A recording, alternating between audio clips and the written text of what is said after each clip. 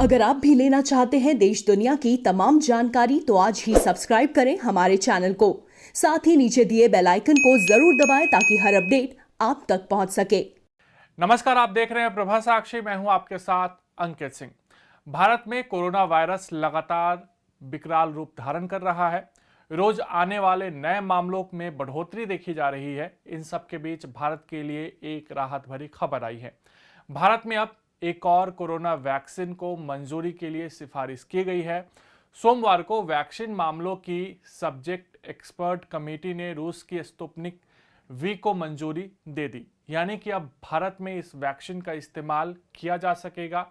बताया जा रहा है कि स्पुतनिक द्वारा इसका डाटा पेश किया गया था, जिसके आधार पर एक्सपर्ट ने इस वैक्सीन को मंजूरी दी। स्पुतनिक वी के तीसरे चरण के परीक्षण के अंतरिम विश्लेषण में इसके 91.6% प्रभावी होने की बात सामने आई है, जिसमें रूस के 19,866 स्वयंसेवियों पर किए गए परीक्षण का डेटा भी शामिल किया गया है। आपको ये भी बता दें कि भारत में स्पुतनिक वी ने हैदराबाद की डॉक्टर रेड्डी लैब्स के साथ मिलकर ट्रायल किया है और उसी के साथ अपना प्रोडक्शन का काम भी कर रहा है।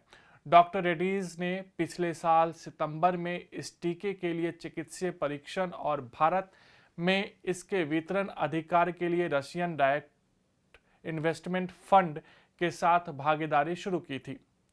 अगर भारत में इस वैक्सीन को मंजूरी दे दी गई है तो इससे वैक्सीन की कमी को, जो कि हालात और समय के साथ शिकायत मिल रही है, वह कम होगी। आपको बता दें कि भारत में फिलहाल 2 वैक्सीन का इस्तेमाल किया जा रहा है।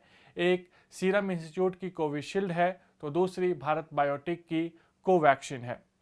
इन सब के बीच कांग्रेस ने कहा है कि सरकार को इवेंटबाजी और कोविड रोधी टीके का निर्यात बंद कर सभी जरूरतमंद लोगों के लिए टीके की व्यवस्था करनी चाहिए। पार्टी के पूर्व अध्यक्ष राहुल गांधी ने सभी लोगों को कोविड रोधी टीका लगाने की पैरवी करते हुए कहा कि यह देश की जरूरत है, क्योंकि सुरक्षित जीवन हर नागरिक का अधिकार है। उन्होंने पार्टी की ओर से speak up for vaccine for all hashtag के साथ चलाए गए सोशल मीडिया अभियान के तहत अपनी ये टिप्पणी की। कांग्रेस के सभी नागरिकों को टीका लगाए जाने की मांग करते हुए यह अभियान चलाया जा रहा है। राहुल गांधी ने इस अभियान के तहत एक वीडियो संदेश भी जारी किया और कहा कि मोदी जी, आपने कहा था कि कोरोना संकट के खिलाफ लड़ाई 3 हफ्ते में जीतनी है।